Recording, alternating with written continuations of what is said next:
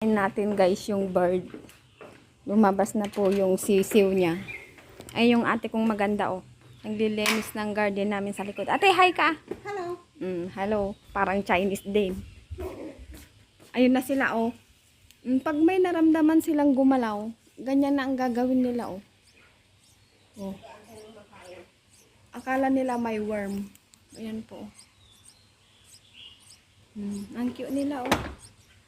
Tingnan nyo talagang nakaano sila. Pag ginagalaw mo, akala nila andyan yung mama.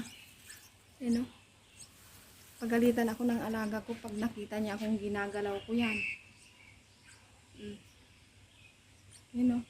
Ang cute.